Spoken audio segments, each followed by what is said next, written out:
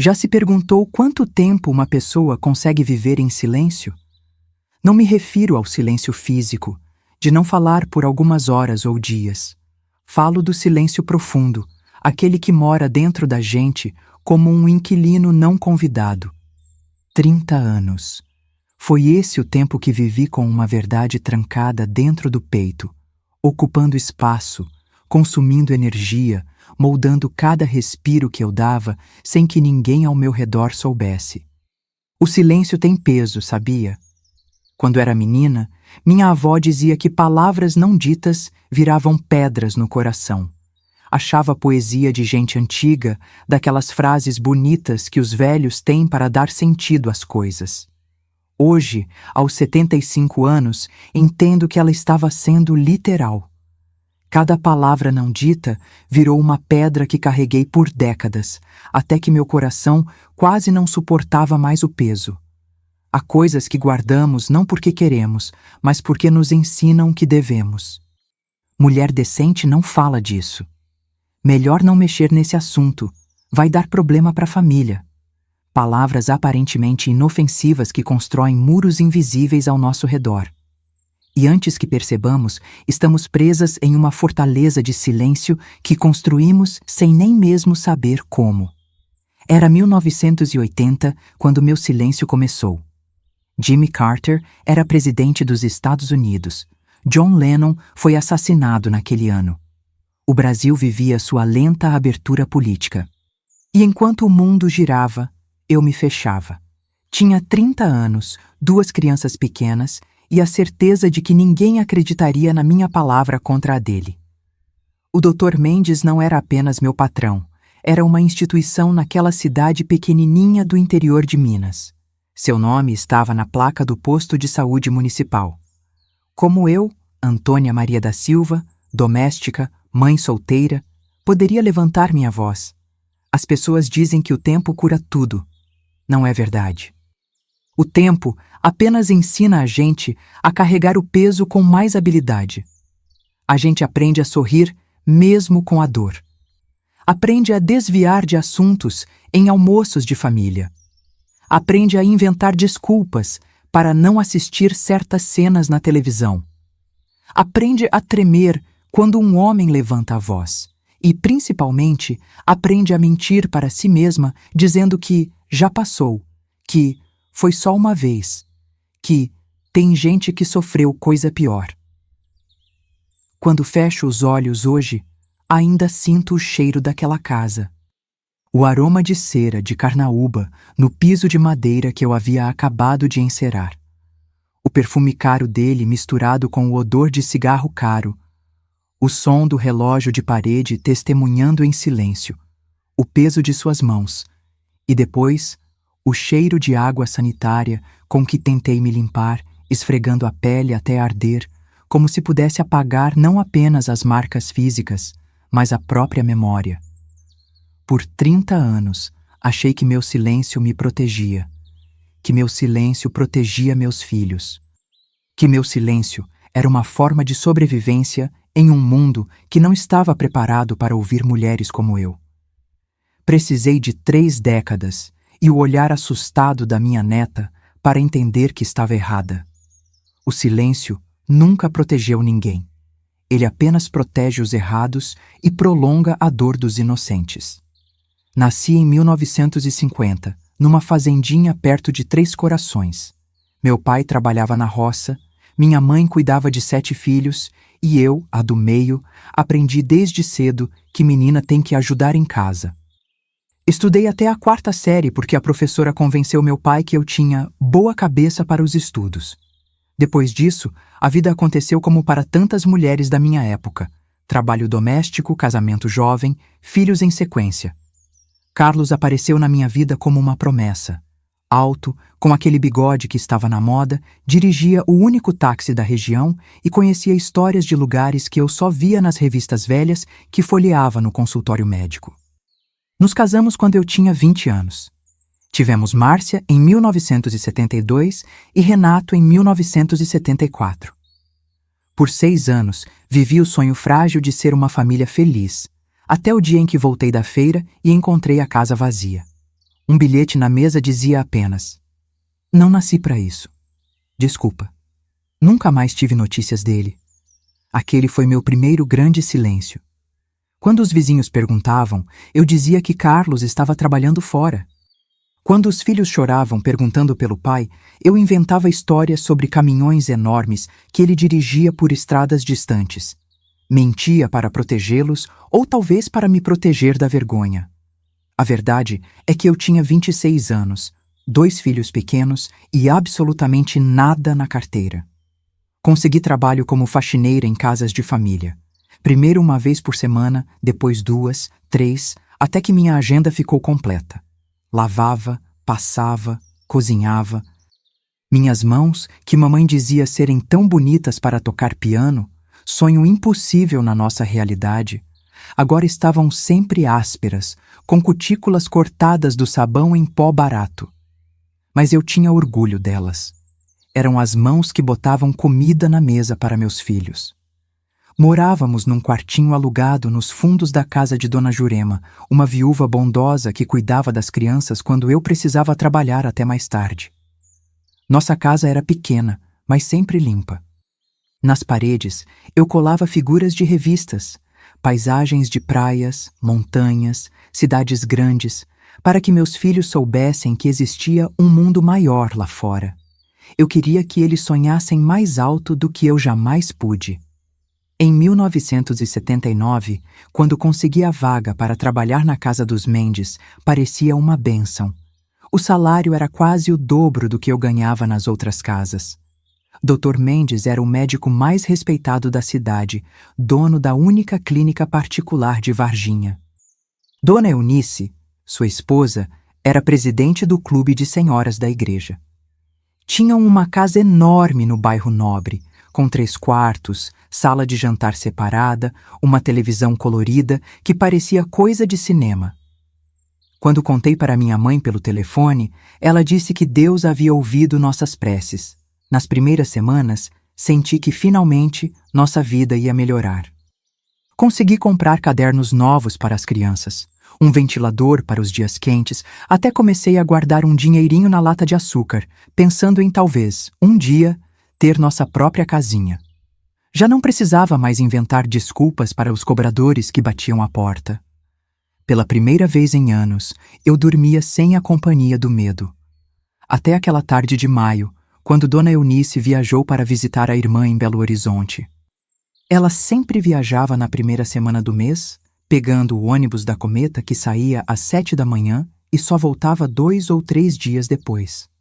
Geralmente, o Dr. Mendes almoçava na clínica nesses dias, mas naquela quarta-feira ele voltou mais cedo, dizendo que estava com dor de cabeça.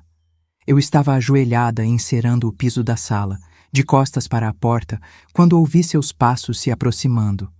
Antônia, você capricha demais nesse chão. Dá até para ver meu reflexo nele. A voz dele soou diferente naquele dia. Não era o tom apressado do médico sempre ocupado, mas algo mais lento, como mel escorrendo de uma colher. Levantei-me depressa, alisando o avental, sentindo um desconforto que não conseguia nomear. Obrigada, doutor. Já estou terminando aqui e vou preparar seu almoço. Não precisa ter pressa. Ele se aproximou, observando o meu trabalho. Notei que seu hálito tinha cheiro de uísque, aquela bebida cara que ele guardava numa garrafa de vidro trabalhado na estante da sala de estar.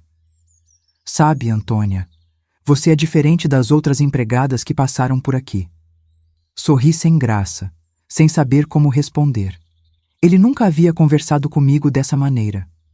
Nossas interações se limitavam a instruções sobre as tarefas domésticas, perguntas sobre o que havia na geladeira, recados de Dona Eunice. Você tem filhos, não é? 2 crianças. Ele não estava realmente perguntando.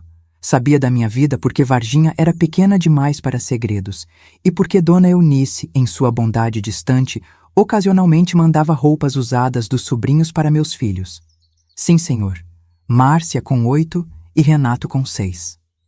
Deve ser difícil criá-los sozinha, sem um homem em casa. Senti meu rosto esquentar.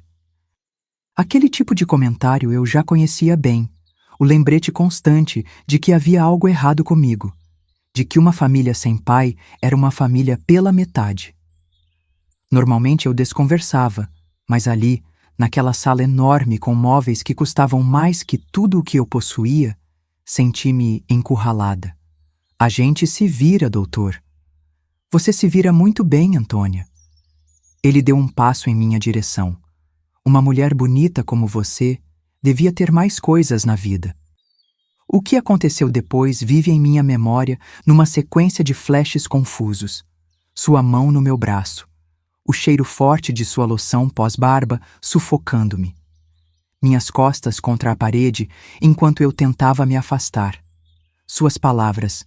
Você não vai querer perder esse emprego, vai, Antônia? Uma mulher sozinha como você precisa saber agradecer por ter um patrão tão generoso.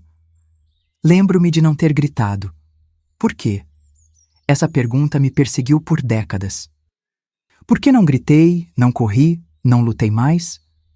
A resposta é complexa como um bordado antigo. Medo, vergonha, surpresa e, sobretudo, a matemática brutal da sobrevivência. 2 filhos pequenos, o aluguel atrasado, a promessa de escola melhor para Márcia no ano seguinte, o remédio caro para a asma do Renato.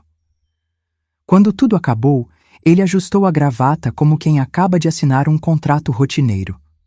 Você é uma boa funcionária, Antônia. Quero que continue trabalhando aqui. Então saiu da sala, subiu as escadas e ouviu o chuveiro do banheiro da suíte sendo ligado, como se nada tivesse acontecido, como se eu fosse apenas mais um móvel naquela casa, um objeto que ele podia usar e depois ignorar. Terminei de encerar o chão com movimentos mecânicos. Preparei o almoço que ele nem tocou. Lavei a louça. Arrumei a cama do casal com lençóis limpos. Fiz tudo o que era esperado de mim, enquanto por dentro algo fundamental se quebrava.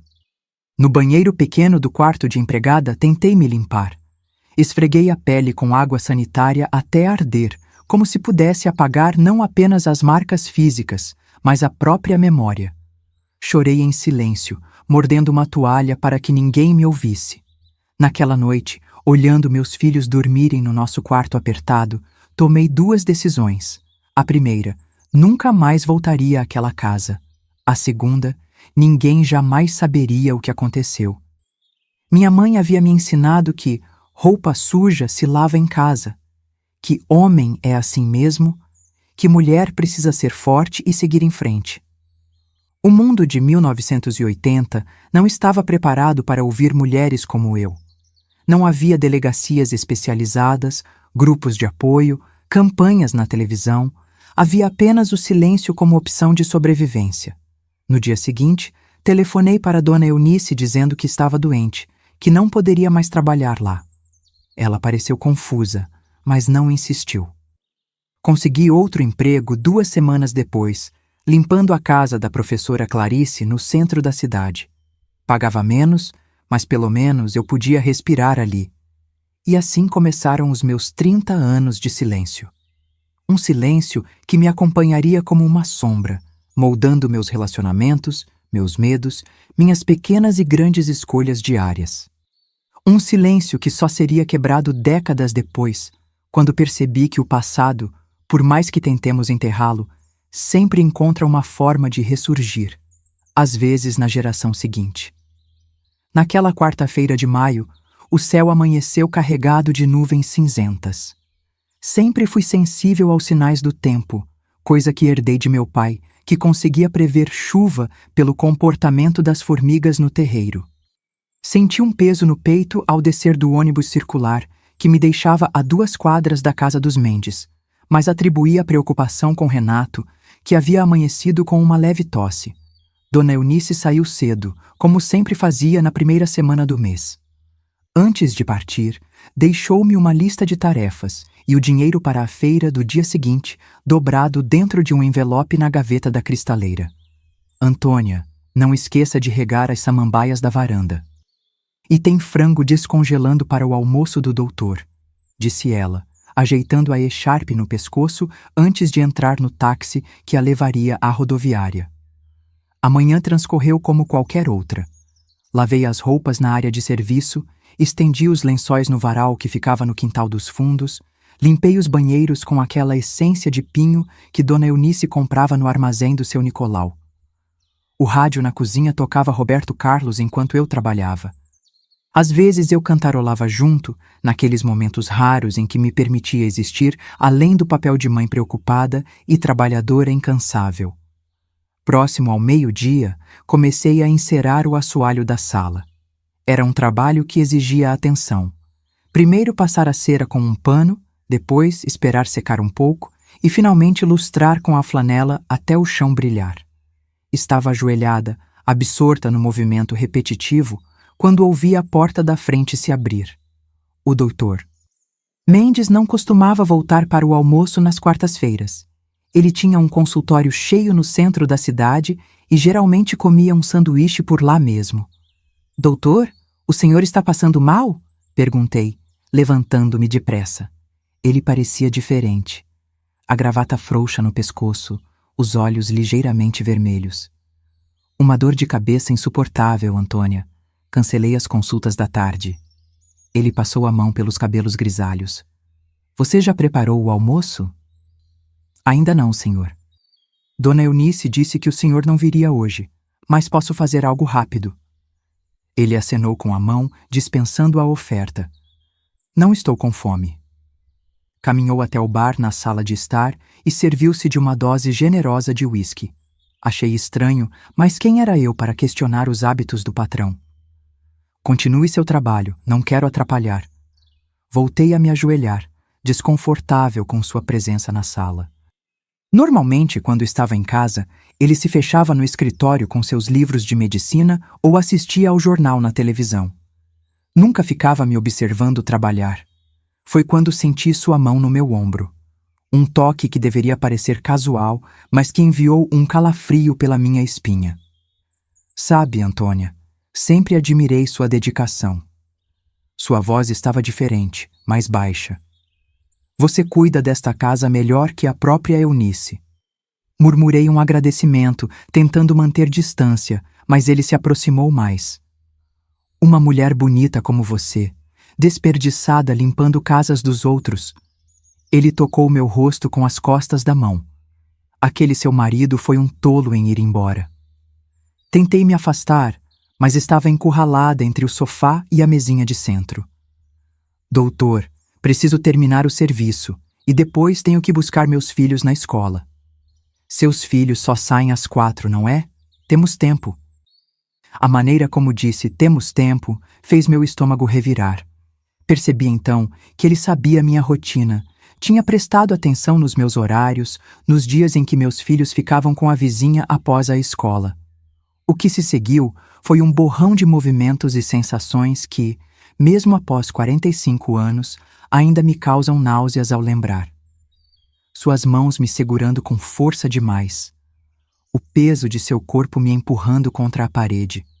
O cheiro de uísque e loção pós-barba. Minha voz presa na garganta como um pássaro engaiolado, incapaz de gritar mesmo quando queria. Se você disser algo, quem vai acreditar em você contra mim? Pense nos seus filhos, Antônia. Essas palavras, sussurradas no meu ouvido enquanto eu fechava os olhos com força, pesaram mais que qualquer violência física. Era a confirmação do que eu já sabia. Naquele mundo, minha palavra não tinha valor algum. Quando finalmente acabou, ele simplesmente se afastou, ajustou a roupa como quem termina uma tarefa mundana. Você é uma boa funcionária, Antônia. Quero que continue trabalhando aqui.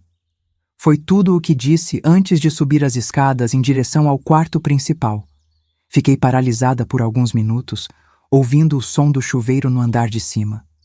Um relógio de pêndulo na parede marcava o tempo com indiferença, como se tudo estivesse normal, como se meu mundo não tivesse acabado de desmoronar. Não sei quanto tempo fiquei ali, parada no meio da sala, com o pano de cera ainda apertado na minha mão. O tempo parecia ter se fraturado em um antes e um depois tão definitivos que eu não conseguia me mover entre eles. Quando finalmente consegui me mexer, foi como se estivesse habitando o corpo de outra pessoa.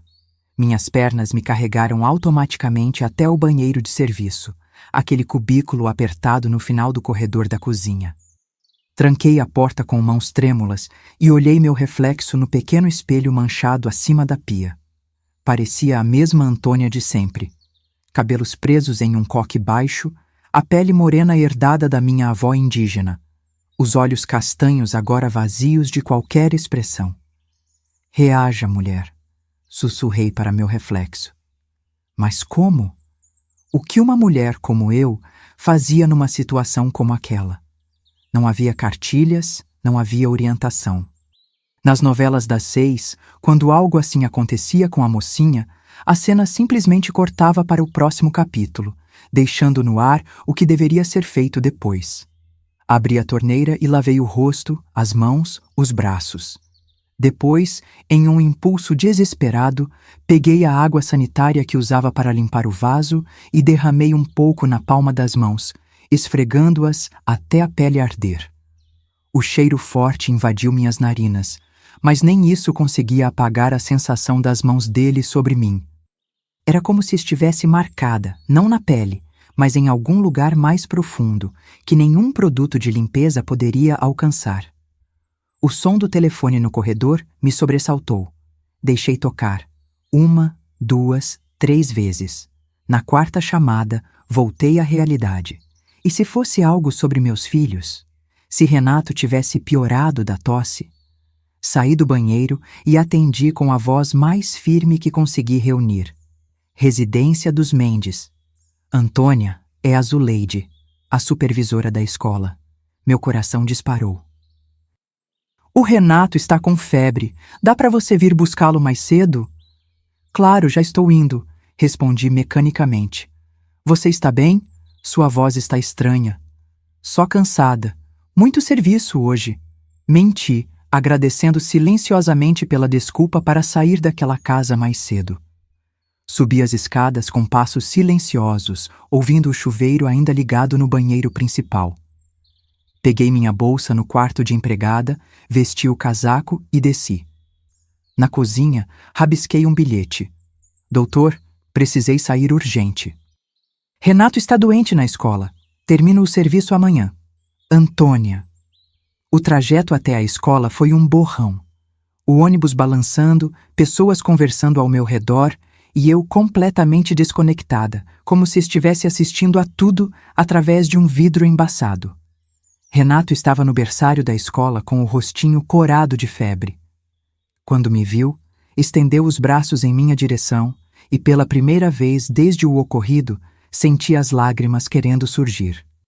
Abracei-o forte, inspirando o cheiro de shampoo infantil e suor febril, âncoras de uma realidade que agora parecia a única coisa que importava. Mamãe está aqui, meu amor. Sussurrei contra seus cabelos, mais para me convencer do que para confortá-lo. Em casa, depois de medicar Renato e colocá-lo para dormir, sentei na beirada da cama que compartilhava com meus 2 filhos.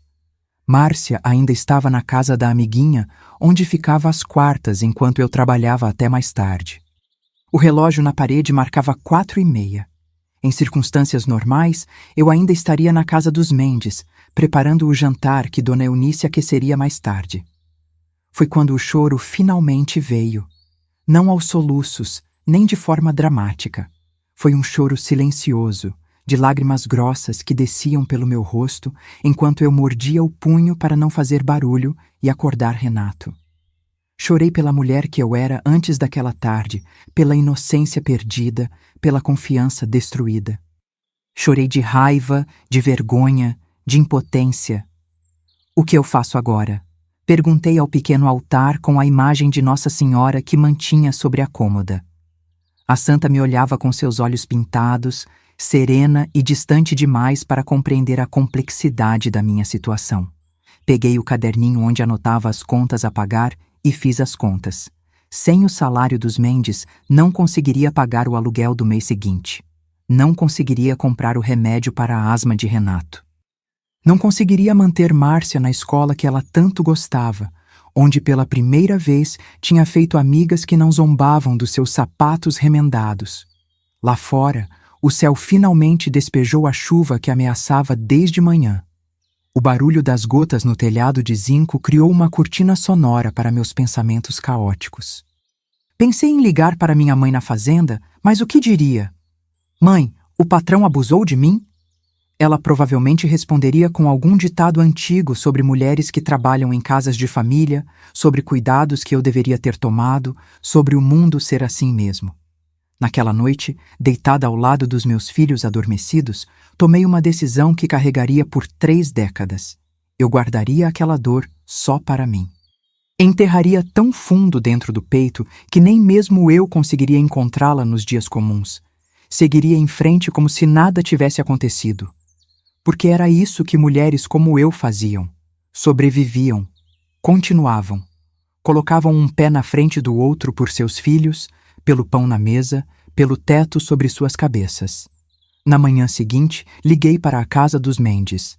Minhas mãos tremiam ao discar os números no telefone público da esquina da minha rua. Gastei uma ficha inteira só reunindo coragem antes de completar a ligação. Residência dos Mendes. A voz de Dona Eunice soou do outro lado da linha, pegando-me de surpresa. Ela não deveria voltar tão cedo de Belo Horizonte. Dona Eunice? É a Antônia. Ah, Antônia, estava preocupada. Rogério me disse que você saiu às pressas ontem, que seu filho estava doente. Rogério, Dr. Mendes. Ela o chamava pelo primeiro nome, claro. Eram marido e mulher há 30 anos. Dormiam na mesma cama. Compartilhavam a mesma vida, e ele provavelmente agiu com tanta naturalidade ao explicar minha ausência que ela não suspeitou de nada. Sim, senhora. O Renato estava com febre alta. Peço desculpas por sair sem terminar o serviço. Não se preocupe com isso. Como ele está? Melhor, graças a Deus. Fiz uma pausa, reunindo coragem. Na verdade, Dona Eunice, eu liguei para dizer que não posso mais trabalhar na sua casa. Um breve silêncio do outro lado da linha. Mas por quê? Aconteceu alguma coisa? A confusão em sua voz era genuína, e por um instante tive vontade de contar tudo, de gritar a verdade naquele aparelho preto, deixar que as palavras voassem pelos fios telefônicos e explodissem nos ouvidos dela como as bombas que via nos filmes de guerra. Mas não fiz isso. Em vez disso, desenterrei uma desculpa qualquer. Minha mãe está doente na roça. Preciso voltar para cuidar dela por um tempo. Oh, entendo. Que pena, Antônia. Você é a melhor funcionária que já tivemos. Ela soou genuinamente decepcionada. Quando você precisa ir? Hoje mesmo, senhora. Meu irmão vem me buscar à tarde. Mais silêncio. E então? Bem, nesse caso, passe aqui para pegar seu pagamento. Vou calcular o proporcional aos dias trabalhados. Não precisa, senhora. A senhora pode deixar com Dona Jurema, minha vizinha. Não quero incomodar. De maneira nenhuma. Venha você mesma. Também quero lhe dar algumas roupas que separei para suas crianças. Senti o estômago revirar. A ideia de voltar àquela casa, de possivelmente encontrar com ele. Mas o dinheiro era necessário, vital. E eu sabia que Dona Eunice não desistiria facilmente. Ela era gentil, mas firme em suas decisões. Está bem. Passo aí depois do almoço. Quando desliguei o telefone, percebi que havia cravado as unhas nas palmas das mãos com tanta força que deixei pequenas marcas em forma de meia-lua na pele. Voltei para casa e passei a manhã inteira preparando Márcia e Renato para uma viagem que não existiria. Vamos visitar a vovó por um tempo, meus amores. Mas e a escola, mãe? Márcia perguntou, sempre preocupada com os estudos. Você vai estudar na escolinha da fazenda. Vai ser divertido. Renato bateu palmas, empolgado com a ideia de ver os animais da fazenda do vovô. Márcia me olhou com aqueles olhos de criança que já entendia demais. É por causa do aluguel atrasado, não é? Dona Jurema falou que a gente ia ter que se mudar. Meu coração apertou. Com apenas 8 anos, minha filha já carregava preocupações que não deveria conhecer. Não, filha, sua avó não está passando bem, e vamos ajudar por um tempo. Às 2 da tarde, deixei as crianças com Dona Jurema e caminhei até o ponto de ônibus. O céu estava limpo agora, mas minha alma permanecia nublada. O trajeto até a casa dos Mendes, que normalmente levava 20 minutos, pareceu durar uma eternidade. Quando toquei a campainha, foi Dona Eunice quem abriu a porta. Agradeci mentalmente por isso. Ela me conduziu até a cozinha, onde um envelope com dinheiro e uma sacola de roupas me esperavam sobre a mesa. Contei tudo, inclusive uma bonificação. Sei que gastos de viagem são sempre maiores do que planejamos. Ela sorriu, genuinamente generosa. As roupas são do Pedro e da Ana Luísa, meus sobrinhos. Acho que servem nos seus pequenos. Obrigada, Dona Eunice. A senhora sempre foi muito boa comigo. Ela me abraçou, um gesto raro entre patroa e empregada. Você vai fazer falta, Antônia. Quando sua mãe melhorar, saiba que tem um lugar esperando por você aqui. Foi quando ouvi a porta da frente se abrir. Passos masculinos no corredor. Meu corpo inteiro congelou. Rogério, olha quem está aqui se despedindo. A mãe dela está doente. Ela precisa voltar para a roça. Dr. Mendes apareceu na porta da cozinha, impecável em seu terno cinza, a expressão tão composta que qualquer um pensaria que nunca havia me visto além de meu uniforme de trabalho. Seus olhos se fixaram nos meus por um segundo. Um olhar frio, calculista, que continha tanto um aviso quanto uma ameaça velada. Que pena, Antônia. Espero que sua mãe melhore logo. Sua voz era a mesma de sempre, profissional e distante. Como se nada tivesse acontecido entre nós. Como se minhas noites sem dormir, meus tremores, minha decisão de abandonar o melhor emprego que já tive fossem apenas um exagero de minha imaginação fértil. Obrigada, doutor. Foi tudo o que consegui dizer, a garganta fechada por um nó de raiva e medo. Saí daquela casa sabendo que nunca mais voltaria. No ônibus de volta, apertei o envelope com dinheiro contra o peito, pensando no que faria a seguir. Não tinha mãe doente na roça. Na verdade, meus pais haviam falecido há 2 anos em um acidente na estrada que ligava Três Corações a Varginha. Não tinha para onde ir. Mas tinha que recomeçar. Por Márcia, por Renato e pela mulher que eu ainda poderia ser, apesar das cicatrizes invisíveis que agora carregava. Naquela mesma tarde, bati à porta da casa da professora Clarice, uma senhora aposentada que morava sozinha no centro. Semanas antes, ela havia comentado com Dona Jurema que procurava alguém para ajudar com a casa 3 vezes por semana. O salário era menor, mas eu não teria que trabalhar para um homem. Não teria que temer sombras no corredor ou passos se aproximando pelas minhas costas. Posso começar amanhã mesmo se a senhora quiser, disse a ela, depois de explicar minhas habilidades como doméstica. Não mencionei os Mendes como referência. Disse apenas que trabalhava em casas de família há anos. Seria ótimo, querida. Ela sorriu, ajeitando os óculos no nariz. E se precisar trazer seus filhos algum dia, não tem problema. Adoro crianças. Dei aulas por 40 anos. Sinto falta das vozinhas deles enchendo a casa. Voltei para casa com um novo emprego e o alívio de não precisar mais mentir sobre uma viagem à fazenda. Mas a sensação de sujeira, de violação, persistia. Naquela noite, depois que as crianças dormiram, cortei meus cabelos que antes chegavam à cintura.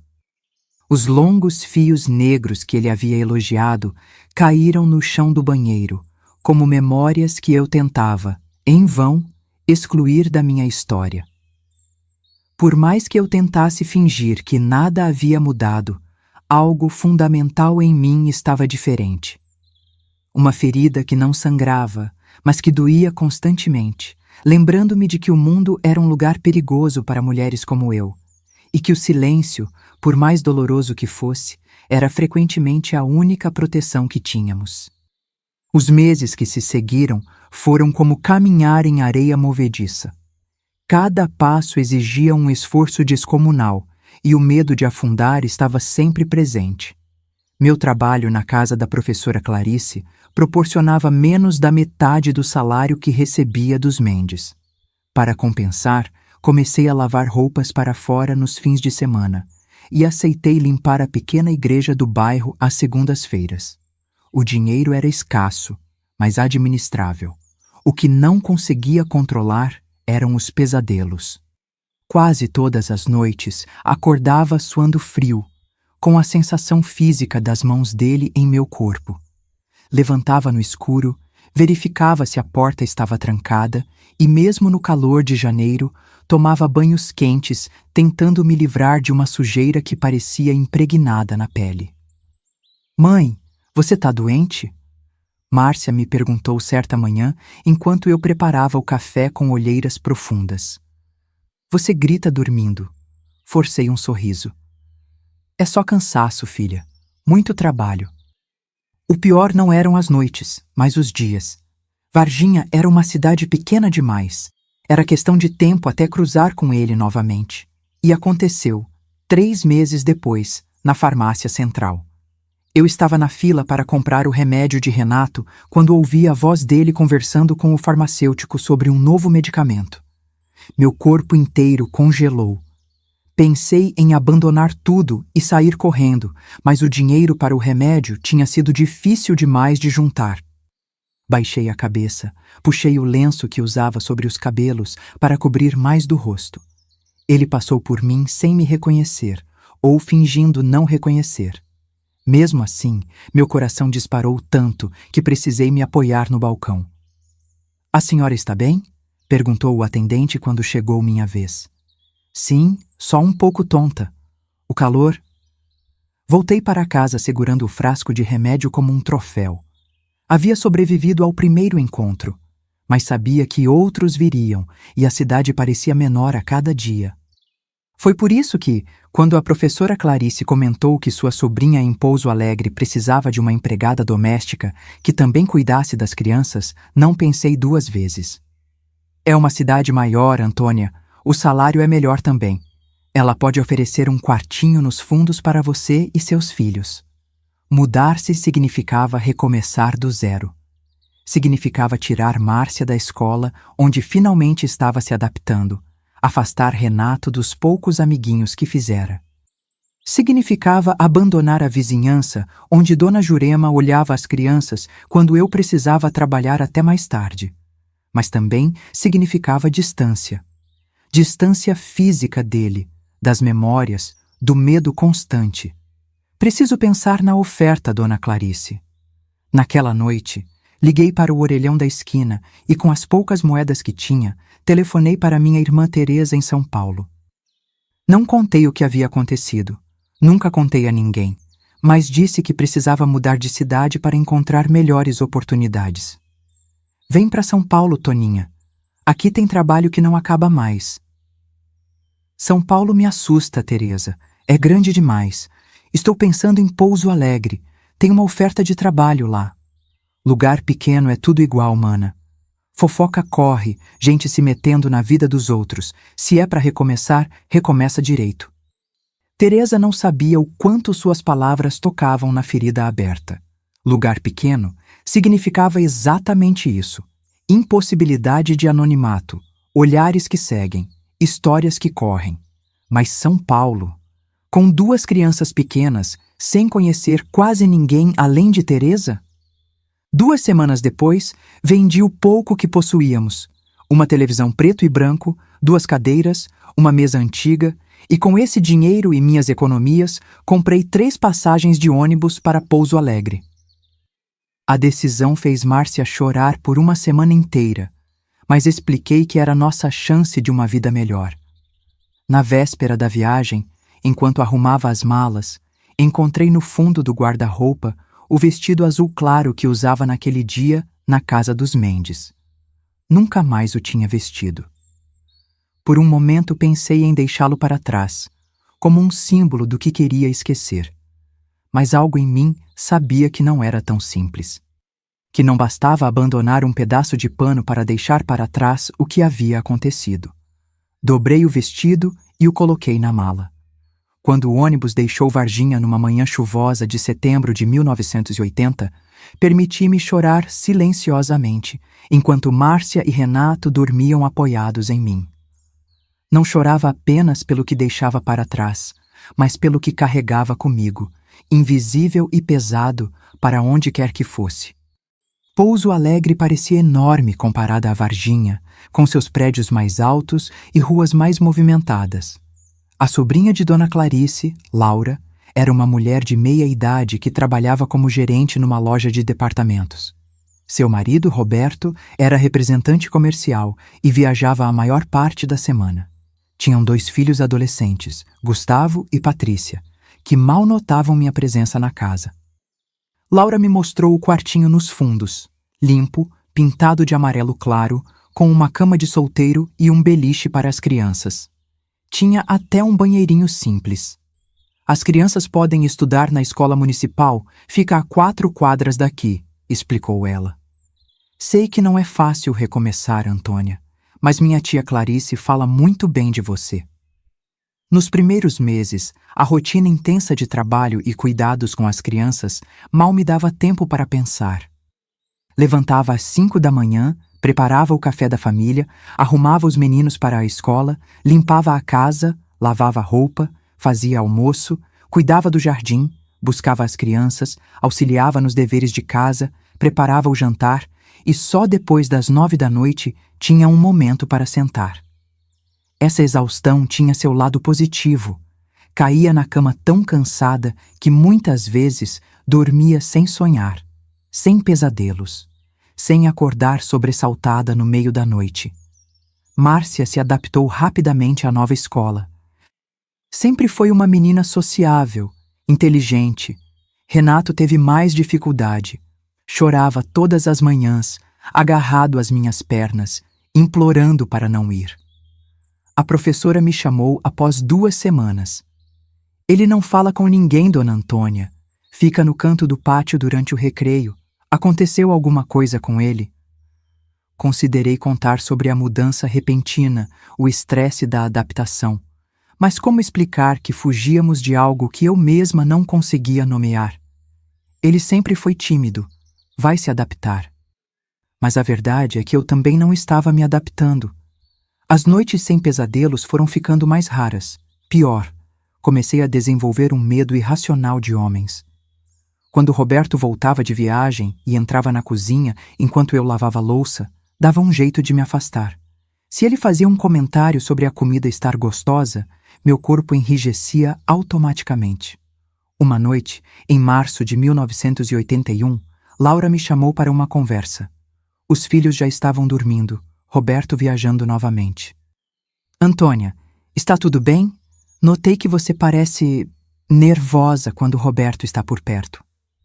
Senti meu rosto queimando de vergonha. Não é nada, Dona Laura. Desculpe se dei essa impressão. Ela me olhou com gentileza.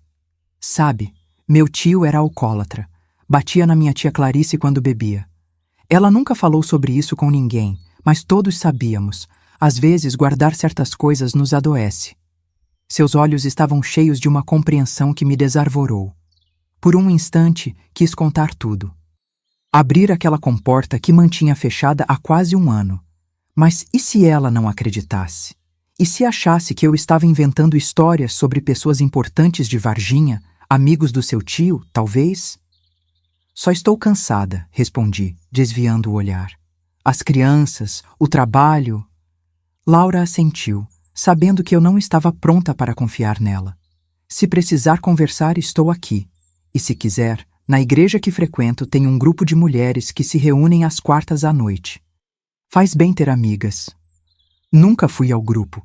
Meu medo de intimidade, de proximidade, havia se tornado uma parede quase intransponível. Mas as palavras de Laura plantaram uma sementinha. Talvez eu não estivesse tão sozinha. Talvez outras mulheres também carregassem fardos parecidos. Em maio daquele ano, aconteceu o que eu mais temia. Uma conhecida de Varginha, Bernadette, que tinha sido colega de escola, mudou-se para Pouso Alegre e, por uma dessas coincidências cruéis do destino, matriculou a filha na mesma classe de Márcia. Antônia, Não acredito! O que você faz aqui? Estávamos na porta da escola, esperando as crianças saírem. Meu coração disparou. Trabalho como doméstica para uma família. E você? Meu marido foi transferido para o banco daqui. Mas que surpresa! Todo mundo em Varginha ficou comentando quando você desapareceu da casa dos Mendes daquele jeito, de um dia para o outro. Senti meu sangue gelar. Como assim comentando? Ora, você sabe como é cidade pequena. Dona Eunice falou que sua mãe estava doente, mas depois alguém disse que seus pais tinham falecido anos antes. Aí começaram os rumores. Uns diziam que você tinha fugido com algum namorado, outros que tinha roubado alguma coisa da casa deles. Minha visão escureceu nas bordas. Todas as batidas do meu coração pareciam ecoar nos ouvidos. Rumores, suspeitas, meu nome manchado. E se Bernadette contasse essas histórias em Pouso Alegre? Se Laura ouvisse? Se as crianças sofressem por causa disso? Minha mãe morreu logo depois que cheguei na fazenda. Menti, odiando-me por isso. Não tinha motivo para voltar a Varginha depois disso. Bernadette assentiu, mas vi em seus olhos que a dúvida permanecia. Nos meses seguintes, evitei ao máximo cruzar com ela na escola. Pedia a dona Jurema, minha antiga vizinha em Varginha, que enviasse cartas informando que eu estava bem na fazenda. O medo de ser descoberta, de que a verdade, ou pior, rumores distorcidos sobre ela, me alcançasse, tornou-se um novo fantasma. Não bastava lidar com o trauma do que havia acontecido. Agora precisava administrar uma elaborada teia de mentiras que crescia a cada dia. Foi nessa época que comecei a desenvolver ataques de pânico. O primeiro aconteceu no supermercado, quando um homem parecido com o Dr. Mendes entrou no mesmo corredor. Larguei a cesta de compras no chão e saí correndo. O segundo foi na feira, quando alguém me tocou no ombro por trás para perguntar o preço de algo. O terceiro foi dentro do ônibus, sem motivo aparente. Percebia que, em vez de melhorar com o tempo e a distância, minha condição estava piorando. A ferida, em vez de cicatrizar, infeccionava. E eu não sabia como pedir ajuda sem revelar o que tanto me esforçava para esconder. O inverno de 1982 chegou com uma gripe forte que derrubou toda a família de Laura. Primeiro os meninos, depois ela própria. Roberto estava em Belo Horizonte numa feira de negócios. Passei 3 dias e noites cuidando de todos, aplicando compressas frias para baixar a febre, preparando caldos e chás. Quando finalmente melhoraram, Laura me chamou à sala. Estava pálida ainda, enrolada num cobertor. Antônia, preciso te agradecer. Não sei o que teria feito sem você. Dei de ombros, desconfortável com o agradecimento. É o meu trabalho. Não, não é só trabalho. Ela tossiu levemente. Você cuida da gente como família, e é assim que te vemos também. Aquelas palavras tocaram algo profundo em mim. Desde o ocorrido com o Dr. Mendes, havia erguido muros ao meu redor. Não confiava em patrões, especialmente homens. Mantinha distância emocional. Fazia meu trabalho com eficiência, mas sem me permitir afeto. Era uma forma de proteção. Laura continuou. O aniversário de 10 anos da Márcia está chegando. Queremos dar uma festinha para ela aqui em casa. Nada grande, só alguns coleguinhas da escola, um bolo. Senti lágrimas nos olhos. Um gesto simples, mas que significava tanto. Márcia nunca tinha tido uma festa de aniversário de verdade. A senhora não precisa... Eu quero, Antônia, e pare com esse negócio de senhora. Somos quase da mesma idade, pelo amor de Deus. Naquela noite, deitada na cama com Márcia e Renato, que ainda tinham o hábito de vir para minha cama durante tempestades, percebi que algo estava mudando em mim. Não era exatamente cura, nem superação completa. Era como se, depois de muito tempo submersa em águas escuras, eu finalmente conseguisse dar algumas braçadas em direção à superfície. Ainda faltava muito para respirar livremente, mas havia movimento. Os laços com a família de Laura se fortaleceram após esse episódio. As crianças começaram a ser incluídas em programas de domingo, sorvetes depois da escola, até mesmo viagens curtas para a casa dos avós deles em Cambuí. Roberto, que antes me causava tanta apreensão, tornou-se uma presença menos ameaçadora após eu perceber, com o tempo, que seus gestos e palavras nunca ultrapassavam limites de respeito. Foi Roberto, inclusive, quem trouxe a notícia que mudaria nossa vida novamente. Antônia, disse ele numa noite de setembro de 1983. Consegui uma vaga de porteiro no prédio da construtora onde trabalho. O salário é bom, tem moradia incluída, um apartamentinho nos fundos, e você poderia trabalhar como diarista nos apartamentos do prédio. Ganharia mais do que aqui, com menos horas. Fiquei sem palavras. Era uma oportunidade incrível. Independência, moradia própria, possibilidade de guardar dinheiro para o futuro. Mas também significava deixar a segurança daquela família que havia se tornado um porto seguro. Os meninos sentiriam muita falta de vocês, comentei, pensando em como Márcia adorava ajudar Patrícia com o dever de matemática, ou como Renato seguia Gustavo como uma sombra, tentando imitar seus gestos adolescentes. Laura sorriu. Eles continuariam se vendo. O prédio é a 10 quadras daqui, e, sinceramente, acho que seria bom para você. Percebi o que ela não dizia, que era hora de reconstruir minha vida, de me permitir ser mais do que uma empregada doméstica que vivia nos fundos da casa dos outros, de dar aos meus filhos um lar que fosse verdadeiramente nosso. Em outubro de 1983, nos mudamos para o apartamento de fundos do edifício Alvorada. Era pequeno, uma sala-cozinha conjugada, um quarto e um banheiro, mas nosso. Pela primeira vez em 3 anos, dormi num espaço que era completamente meu, onde eu estabelecia as regras, os horários, o funcionamento. O trabalho como diarista nos apartamentos do prédio era puxado, mas gratificante. Os moradores me tratavam com respeito e eu podia administrar meu próprio tempo. Márcia, agora com quase 12 anos, assumia responsabilidades em casa. Cuidava de Renato após a escola, começava o preparo do jantar. Seus cadernos escolares cheios de elogios das professoras me enchiam de orgulho.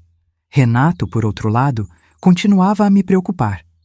Aos 9 anos, ainda era retraído, tinha poucos amigos e suas notas oscilavam. Uma professora sugeriu levá-lo a um psicólogo, mas o custo estava além das minhas possibilidades. Foi nessa época que conheci Joaquim, o técnico que vinha consertar os elevadores do prédio. Um homem quieto, na casa dos 40 anos, viúvo há 5. Começamos a conversar durante suas visitas mensais. Nada demais. Comentários sobre o tempo, sobre os consertos necessários, sobre o bairro. Com o tempo, os assuntos se aprofundaram. Descobri que ele criava sozinho um filho de 12 anos, que morava no bairro vizinho, que gostava de pescar nos fins de semana. Ele descobriu sobre meus filhos, sobre meu trabalho anterior em Varginha, sem detalhes, claro, sobre meu sonho de um dia ter uma pequena loja de armarinhos. Um dia, ele me convidou para tomar um café na padaria da esquina após o expediente. Foi meu primeiro encontro em anos. Estava tão nervosa que derramei açúcar na mesa, nas calças, em todo lugar menos na xícara. Ele riu. Não de deboche, mas com gentileza, e disse que também estava nervoso. Não saio com uma mulher desde que Maria faleceu. Nos meses seguintes, nossos encontros se tornaram mais frequentes. Joaquim era paciente, respeitoso. Nunca tentava me tocar sem permissão. Perguntava antes de segurar minha mão pela primeira vez, de me dar um beijo na bochecha como despedida. Essa consideração, que para outras mulheres talvez parecesse excessiva, era exatamente o que eu precisava. A certeza de que minhas fronteiras seriam respeitadas, de que eu tinha controle sobre meu corpo e sobre quem podia tocá-lo. Foi numa tarde de domingo, enquanto nossas crianças jogavam bola no pequeno quintal da casa dele, que Joaquim me perguntou se eu queria namorar sério. Eu sei que tem algo do seu passado que te machuca, Antônia, ele disse com aquela franqueza simples que era sua marca. Não preciso saber o que é, a menos que um dia você queira me contar. Só quero que saiba que nunca faria nada para te machucar também. Suas palavras abriram uma pequena fissura no muro que eu mantinha erguido ao meu redor. Não era uma derrubada completa, isso ainda demoraria anos, mas era um começo. Nossa relação avançou devagar, no ritmo que eu conseguia sustentar. Joaquim conheceu Laura e Roberto, que o aprovaram imediatamente. As crianças também se deram bem. Pedro, o filho dele, tornou-se uma espécie de irmão mais velho para Renato, ajudando-o a sair da concha. Em 1985, quando Márcia tinha 14 anos e Renato 12, Joaquim me pediu em casamento. Não foi nada grandioso. Estávamos sentados no banco da praça, observando as crianças brincarem, mas foi sincero. Disse que me amava, que queria formar uma família comigo, que tínhamos tempo para decidir sobre filhos juntos, se eu quisesse mais. Não precisa responder agora, ele acrescentou. Pense com calma. Mas eu não precisava pensar. Nos últimos 2 anos, Joaquim havia me mostrado que nem todos os homens eram como Dr. Mendes. Que existia gentileza, respeito, consideração. Que eu podia baixar um pouco a guarda sem ser violada. Sim, respondi simplesmente. Quero me casar com você. Casamos numa cerimônia simples no cartório, seguida por um almoço no salão paroquial da igreja. Laura e Roberto foram meus padrinhos. Teresa veio de São Paulo com seus 3 filhos. As crianças, agora adolescentes, pareciam mais empolgadas que nós mesmos. Nos mudamos para a casa dele, que era maior e tinha quintal. Por insistência de Joaquim, mantive meu trabalho como diarista. Nunca se sabe o que a vida traz, Toninha. É bom ter seu próprio dinheiro. A vida matrimonial trouxe novos desafios. A intimidade física era difícil para mim. Havia momentos em que o toque mais inocente me transportava de volta àquela sala na casa dos Mendes. Joaquim, sem entender completamente o porquê, respeitava meus limites sem questionar. Vai no seu tempo, ele dizia. Estou aqui.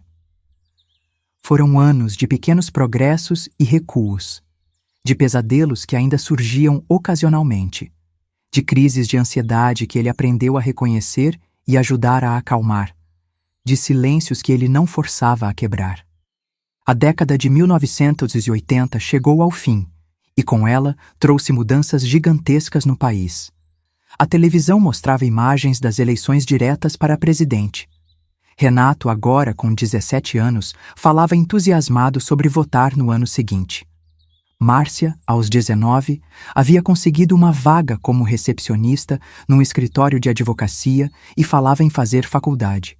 Minha vida tinha se transformado de maneiras que eu jamais imaginei possível naquele dia terrível de 1980. Eu havia construído uma família, um lar, uma rotina. Havia aprendido a sorrir novamente, a confiar. Não completamente, mas o suficiente para viver. Mas o passado ainda estava lá. Enterrado, silenciado, mas não completamente curado. Como uma fratura mal consolidada que dói quando o tempo muda. E eu ainda não tinha forças para encará-lo de frente. Os anos 90 trouxeram muitas mudanças para o Brasil. O plano real, as diretas já, a sensação de que finalmente estávamos nos tornando um país moderno. Para minha família, também foram tempos de transformação. Márcia se casou em 1993 com um colega do escritório de advocacia onde trabalhava. Renato começou um curso técnico de eletrônica e parecia finalmente ter encontrado sua vocação. Joaquim foi promovido a supervisor de manutenção na empresa. Eu havia diminuído o ritmo de trabalho, pegando apenas 3 casas fixas como diarista. Uma delas era a de Laura, que insistiu em me manter mesmo quando se mudaram para um apartamento menor depois que os filhos saíram de casa. Não é pelo serviço, Antônia, ela dizia. É pela companhia. Externamente, minha vida parecia finalmente estável e feliz. Tínhamos uma casa própria, conquistada com anos de economia. Nas festas de família, eu sorria nas fotografias, abraçava os netos que começaram a chegar, preparava almoços de domingo, mas dentro de mim havia camadas que ninguém conhecia. Às vezes, quando assistíamos juntos ao Jornal Nacional, e aparecia alguma notícia sobre violência contra mulheres, eu me retraía imperceptivelmente. Joaquim notava, mas respeitava meu silêncio. Em uma dessas noites, ele simplesmente segurou minha mão e disse: "Alguém te machucou muito no passado, não foi?"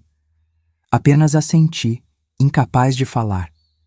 Ele não perguntou mais nada. Beijou minha testa e mudou de canal. Esse era o tipo de homem com quem eu havia me casado, alguém que entendia que havia feridas que eu ainda não estava pronta para expor. Márcia deu à luz Eduarda em 1994, minha primeira neta. Segurei aquele bebê nos braços com uma mistura de alegria e medo. "Que mundo você vai enfrentar, minha pequena?" pensei, embalando-a. "Será que as coisas serão mais fáceis para você?" O tempo passou. Eduarda cresceu inteligente e determinada como a mãe. Sempre questionadora, sempre querendo saber o porquê das coisas. Aos 14 anos, em 2008, começou a se interessar por temas como feminismo e direitos das mulheres. Trazia livros da biblioteca, assistia a programas de debate na televisão. Em uma visita, trouxe um documentário em DVD sobre mulheres que haviam superado diversos tipos de violência. "Vó, você precisa assistir isso. É incrível como essas mulheres são fortes", ela comentou empolgada. Senti um nó na garganta, mas sorri e prometi que assistiria. Nunca o fiz. Aquele DVD ficou dentro da gaveta por meses, até que eu o devolvi, dizendo que tinha sido muito inspirador.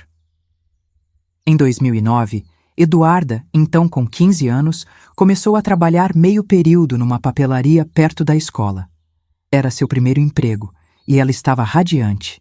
"Vou juntar dinheiro para comprar meu próprio computador, vó. Cansei de dividir o da casa com todo mundo." Eu admirava sua independência, tão diferente da minha adolescência cheia de limitações. Mas também sentia uma preocupação que não conseguia explicar nem para mim mesma. O mundo havia mudado muito desde os anos 80, mas certas coisas permaneciam perigosamente iguais. "Tenha cuidado", eu sempre dizia quando ela saía. "Preste atenção nas pessoas."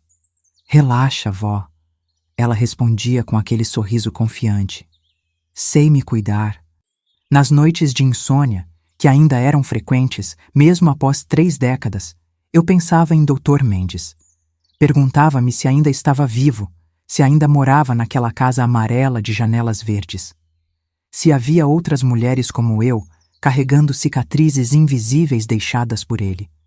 Na era da internet, cheguei a digitar seu nome no Google uma vez, na casa de Márcia, quando ninguém estava olhando. Descobri que ele havia recebido uma homenagem na Câmara Municipal de Varginha anos antes. "Cidadão exemplar", dizia a notícia. Fechei a página rapidamente, sentindo náuseas. Os meses passaram, e Eduarda parecia cada vez mais empolgada com o trabalho na papelaria.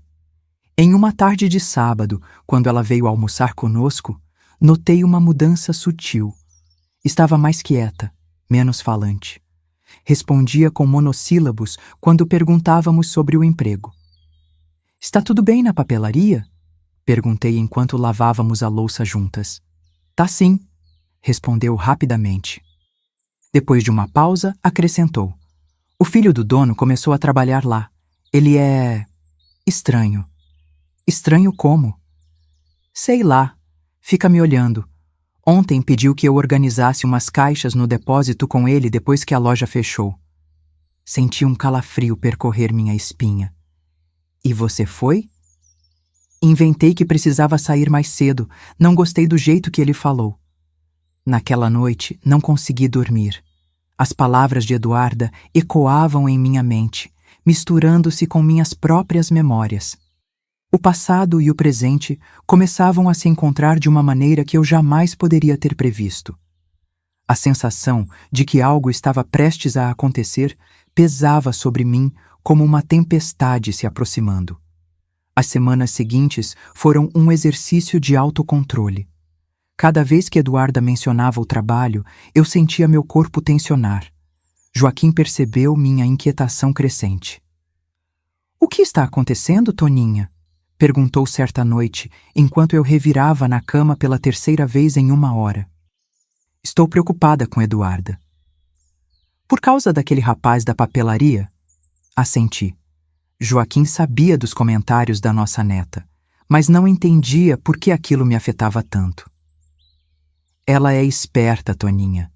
Se algo acontecer, ela vai saber se defender. Ninguém está preparado para certas coisas, Joaquim, respondi com a voz embargada. Ninguém.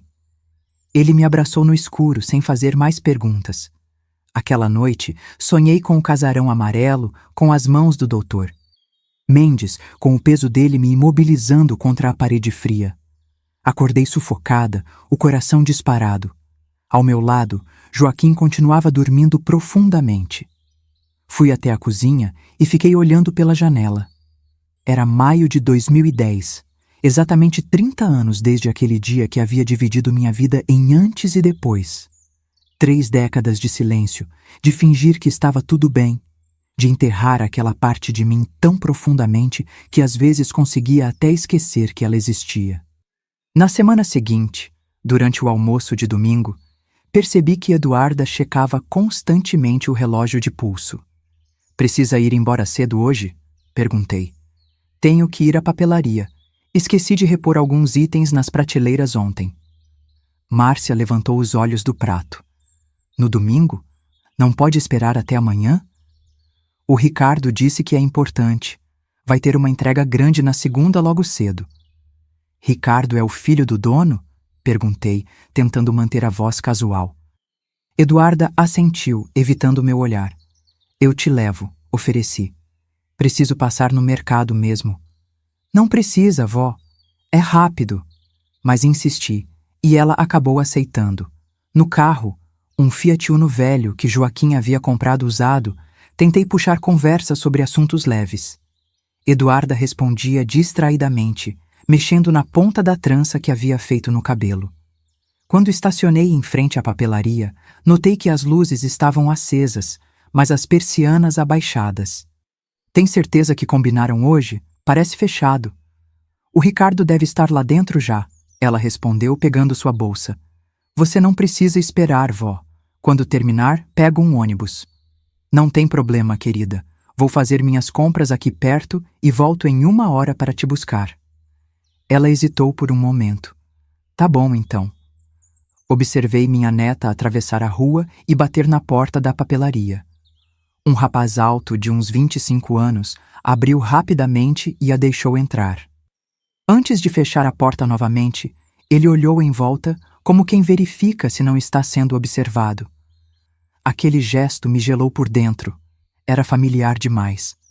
Em vez de ir ao mercado, estacionei o carro do outro lado da rua e fiquei observando a papelaria. 20 minutos se passaram. A ansiedade crescia dentro de mim como uma onda. Imagens do passado se misturavam com o presente, e eu me via novamente naquela casa amarela, sozinha com um homem que se achava no direito de tomar o que não lhe pertencia. De repente, vi Eduarda através da vitrine. Ela parecia estar indo em direção aos fundos da loja, seguindo Ricardo.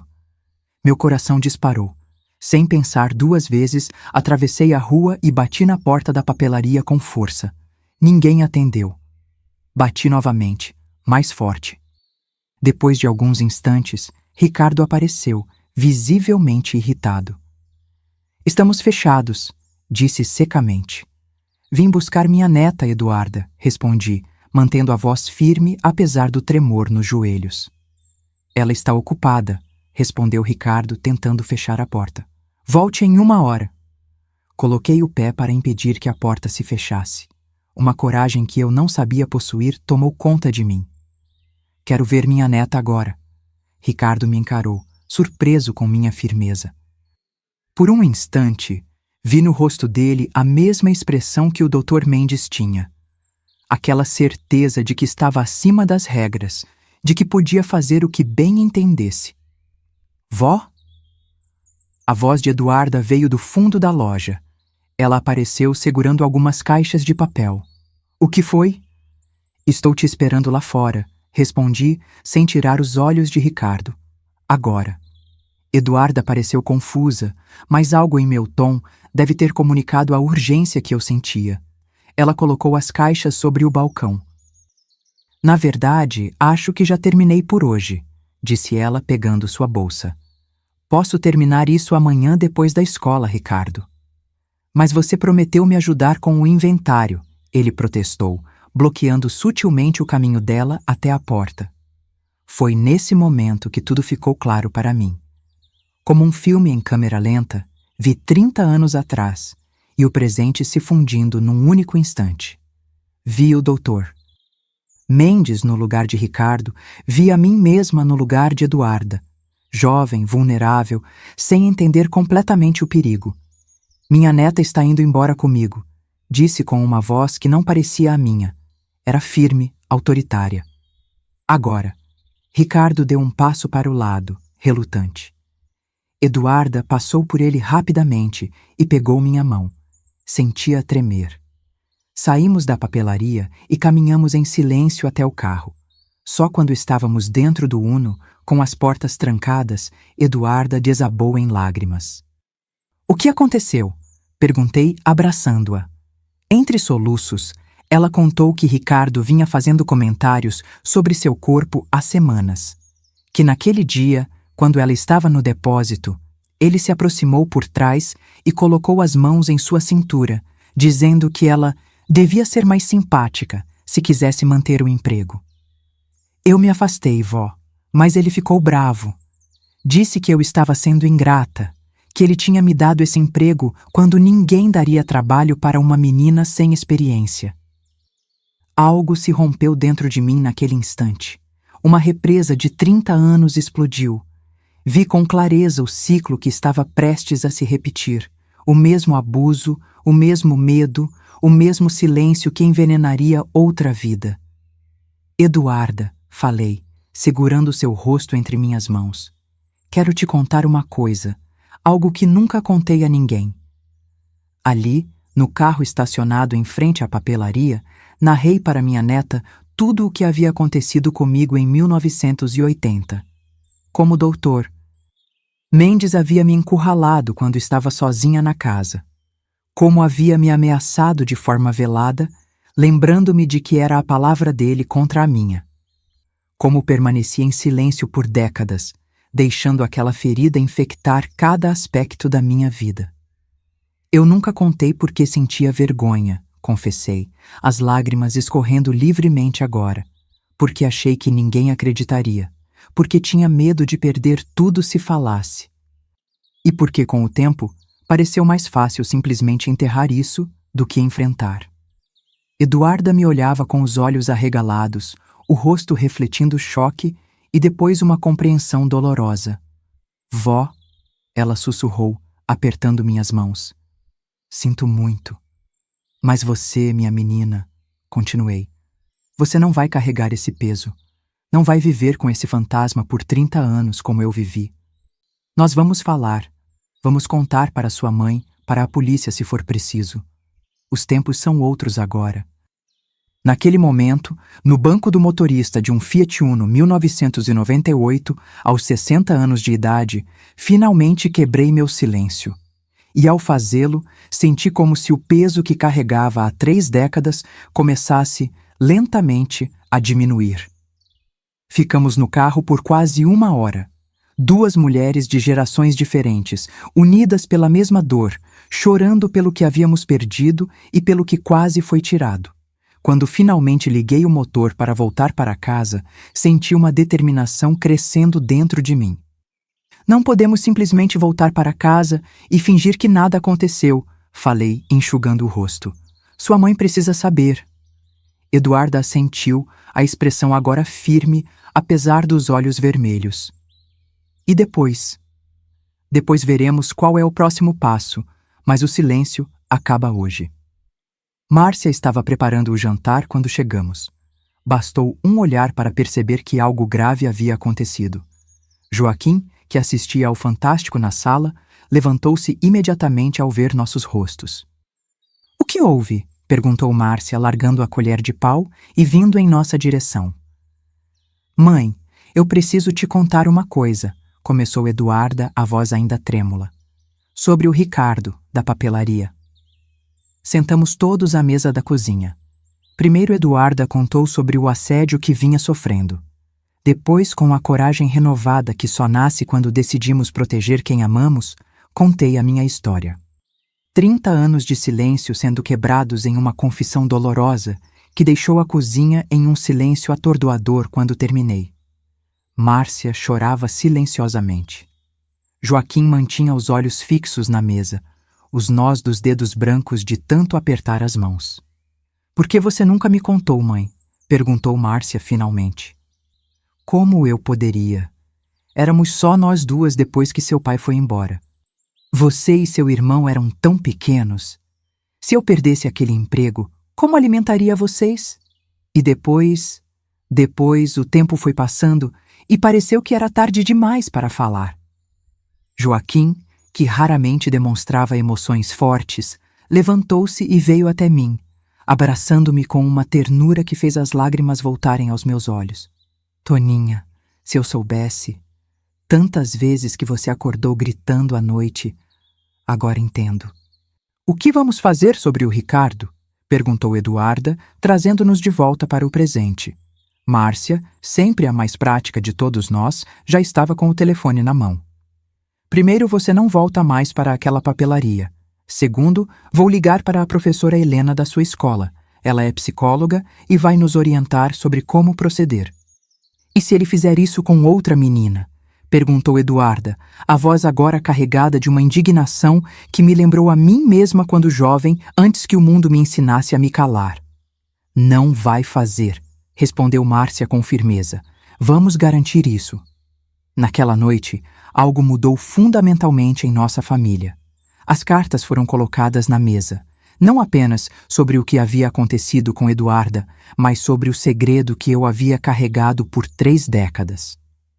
Era como se uma névoa tivesse se dissipado entre nós, permitindo que nos víssemos verdadeiramente pela primeira vez.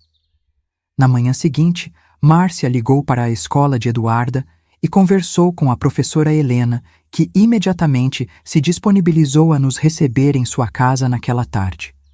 Com gentileza, mas firmeza, ela nos explicou os procedimentos para fazer uma denúncia formal. "O primeiro passo é registrar um boletim de ocorrência", explicou. "Casos assim são mais comuns do que gostaríamos, mas hoje temos leis para proteger as mulheres." "E vão acreditar na palavra dela?" perguntei, o ceticismo de décadas ainda presente em minha voz. A professora me olhou com compreensão. "Dona Antônia, os tempos mudaram. Não é mais 1980, e se outras meninas tiverem passado pela mesma situação, o padrão fica evidente." Saímos daquele encontro com um novo propósito. Pela primeira vez desde que tudo aconteceu, senti que talvez houvesse uma chance de justiça. Não para mim, pois meu agressor provavelmente já estava morto, mas para minha neta e para outras meninas que poderiam cruzar o caminho de Ricardo. As semanas seguintes foram um turbilhão. Fazer o boletim de ocorrência foi mais difícil do que imaginávamos. Não pela burocracia, que certamente existia, mas pelo desconforto de reviver cada detalhe enquanto uma policial pacientemente digitava o depoimento de Eduarda. Eu estava ao lado dela o tempo todo, segurando sua mão, sentindo uma mistura de orgulho e tristeza. Orgulho por sua coragem, tristeza por não ter tido a mesma força 3 décadas atrás. Para nossa surpresa, a denúncia contra Ricardo repercutiu de uma forma que não esperávamos. 2 outras jovens, uma funcionária anterior da papelaria e uma cliente regular, vieram à frente com relatos semelhantes. De repente, o caso ganhou proporções maiores. Um pequeno jornal local publicou uma nota sobre o empresário acusado de assédio. O pai de Ricardo, envergonhado, fechou a papelaria temporariamente. Em meio a tudo isso, percebi que precisava de ajuda para processar meus próprios sentimentos. A ferida que eu havia mantido cuidadosamente coberta por décadas estava agora aberta e exposta. Foi Joaquim quem sugeriu que eu procurasse um terapeuta. "Não sei se consigo falar sobre isso com um estranho", confessei. "Você já deu o passo mais difícil", ele respondeu com carinho. Falou com sua família, o resto vem com o tempo. Relutantemente marquei uma consulta com doutora Luciana, uma psicóloga recomendada pela professora Helena.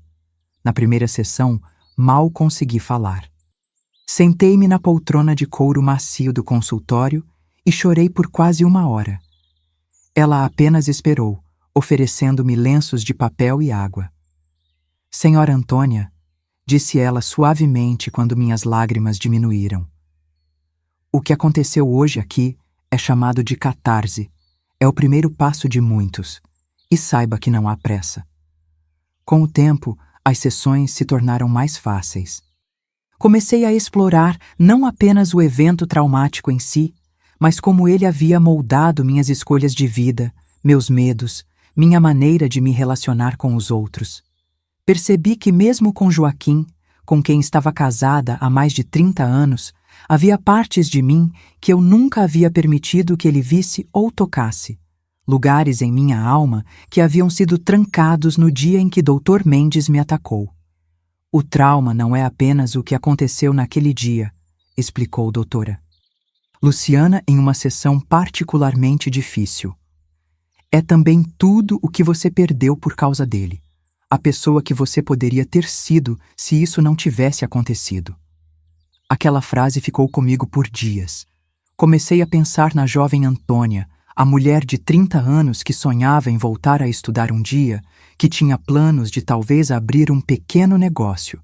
A mulher que gostava de dançar nas festas da igreja e que sorria com facilidade. Onde ela tinha ido? Tinha se escondido tão profundamente dentro de mim que eu mal me lembrava dela. Um dia, enquanto organizava velhas fotografias, encontrei uma de mim mesma aos 28 anos, segurando minha filha pequena no colo. Meu sorriso era aberto, confiante. Foi como olhar para uma estranha que eu havia sido um dia, antes que o medo e a vergonha se tornassem meus companheiros constantes. O processo contra Ricardo seguiu seu curso lento na justiça. Eduarda, apesar da experiência traumática, demonstrou uma resiliência que me deixou cheia de admiração. Ela voltou a estudar com renovado empenho e começou a participar de um grupo de apoio para jovens mulheres na escola. Sabe, vó, ela me disse durante um de nossos agora frequentes passeios de domingo. Antes de tudo isso acontecer, eu estava pensando em fazer administração na faculdade. Mas agora estou considerando direito. Por causa do processo? Perguntei. Em parte. Mas principalmente porque vi como as leis podem proteger pessoas e como é importante ter alguém que entenda essas leis do seu lado. Aquela conversa ficou girando em minha mente por dias. Percebi que, apesar de todo o sofrimento, algo positivo havia emergido do nosso desafio compartilhado. Eduarda havia encontrado um propósito que talvez nunca tivesse descoberto de outra forma. E quanto a mim, o que eu poderia fazer com minha experiência? A resposta começou a se formar lentamente. Nas sessões com doutora Luciana, comecei a falar sobre a possibilidade de compartilhar minha história com outras mulheres. Não necessariamente em público, mas talvez em grupos de apoio para sobreviventes de abuso. A ideia de que minha experiência poderia ajudar outras pessoas a não carregar o peso do silêncio por décadas, como eu fiz, dava um novo significado à minha dor. Sabe o que mais me entristece? Confessei à doutora Luciana em uma das sessões. Pensar em quantas outras mulheres o doutor Mendes pode ter machucado depois de mim. Mulheres que, como eu, se calaram por medo ou vergonha. Não podemos mudar o passado, Antônia, ela respondeu gentilmente. Mas você está ajudando a mudar o futuro para sua neta e para outras meninas. Isso tem um valor inestimável. Hoje, 15 anos depois daquele domingo que mudou tudo, vejo o mundo com olhos diferentes. Aos 75 anos, carrego ainda as cicatrizes do passado, mas não são mais feridas abertas. São marcas de uma batalha que finalmente aprendi a aceitar como parte da minha história, não como toda a minha história. Eduarda se formou em direito, como havia planejado. Trabalha em uma ONG que fornece assistência jurídica gratuita para mulheres vítimas de violência. Às vezes, quando a visito em seu pequeno escritório repleto de processos e livros de legislação, penso em como é estranho o caminho que a vida traça para nós. Da escuridão do trauma de minha neta, nasceu uma luz que agora ilumina o caminho de outras mulheres. Ricardo foi condenado a prestar serviços comunitários e recebeu uma ordem restritiva que o impedia de se aproximar de Eduarda. Uma punição leve demais, na opinião de muitos, mas suficiente para marcar sua reputação de forma permanente. Seu pai vendeu a papelaria e se mudaram para outra cidade. Uma vitória pequena, talvez, mas uma vitória ainda assim. Quanto a mim, descobri uma nova versão da Antônia depois dos 60 anos. Uma versão que finalmente conseguia olhar no espelho sem desviar o olhar, que aprendeu a falar sobre suas feridas sem sentir que estava se expondo demais. Uma versão que descobriu que nunca é tarde para curar antigas feridas. Com o incentivo de doutora Luciana, comecei a participar de um grupo de apoio para mulheres idosas no centro comunitário do bairro. No início, apenas escutava. Depois, comecei a compartilhar pequenos fragmentos da minha história. E então, um dia, contei tudo. O silêncio na sala, quando terminei, foi seguido por algo que jamais esquecerei. Outras mulheres, algumas bem mais velhas do que eu, começando a compartilhar histórias semelhantes que haviam guardado por 40, 50, até 60 anos. Nunca contei isso nem para meu marido, confessou Dona Helena, de 83 anos, após relatar o abuso que sofreu de um tio na adolescência. Achei que levaria para o túmulo. Foi nesse momento que percebi plenamente o poder do silêncio e o poder ainda maior de quebrá-lo. Cada palavra dita era como um tijolo removido do muro que nos mantinha prisioneiras de nossos próprios traumas. Joaquim faleceu há 3 anos, pacificamente durante o sono. Foi uma perda que me deixou à deriva por um tempo. Ele nunca entendeu completamente o que eu havia passado. Como poderia? Mas sua presença constante e seu amor incondicional foram fundamentais na minha jornada de cura. Nos últimos anos, conseguimos construir uma intimidade que eu nunca achei que seria possível para mim novamente após o trauma. Márcia e eu nos aproximamos de uma forma que nunca havia acontecido antes. As barreiras invisíveis que o segredo criou entre nós por décadas finalmente desapareceram. Hoje moramos juntas, em uma pequena casa com um jardim florido onde passo as manhãs cuidando das plantas, um hobby que descobri tardiamente e que me traz imensa paz. No mês passado, soube que o Dr. Mendes havia falecido aos 92 anos. A notícia veio através de um obituário no jornal local que Márcia me mostrou hesitantemente. Médico pioneiro e benfeitor da comunidade, dizia o título. Por um momento, senti a velha raiva ressurgir. Mas foi breve.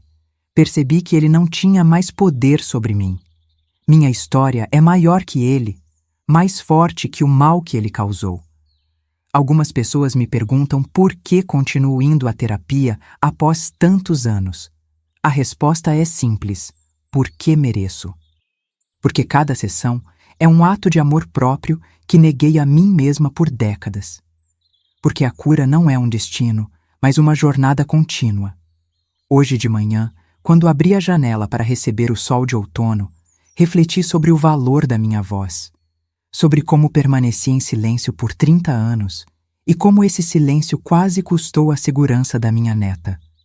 Sobre como, finalmente, aprendi que falar pode ser o ato de coragem mais profundo que uma pessoa pode realizar. Se há algo que gostaria de dizer a você que está me ouvindo agora, é isto. Não carregue sozinho o peso que não é seu para carregar. Não deixe que a vergonha por algo que fizeram a você consuma décadas preciosas da sua vida, como aconteceu comigo. E se você já carregou esse peso por muito tempo, saiba que nunca é tarde demais para colocá-lo no chão. O silêncio tem um preço que pagamos com nossa própria alma. Eu sei porque paguei esse preço por 30 longos anos. Mas a A voz tem um poder que só descobrimos quando finalmente permitimos que ela se manifeste. Meu nome é Antônia Maria da Silva. Tenho 75 anos. E esta é a história de como descobri que as palavras que mais precisamos dizer são frequentemente aquelas que mais temos medo de pronunciar. E de como, ao pronunciá-las finalmente, encontrei não apenas cura para mim mesma, mas também um novo propósito: garantir que outras mulheres não precisem esperar 30 anos para encontrar sua própria voz. Quer um cuidado especial? No primeiro comentário fixado, você pode baixar gratuitamente o nosso e-book exclusivo com receitas de chás tradicionais das avós. Um presente feito com muito carinho para aquecer seu coração. Aproveite!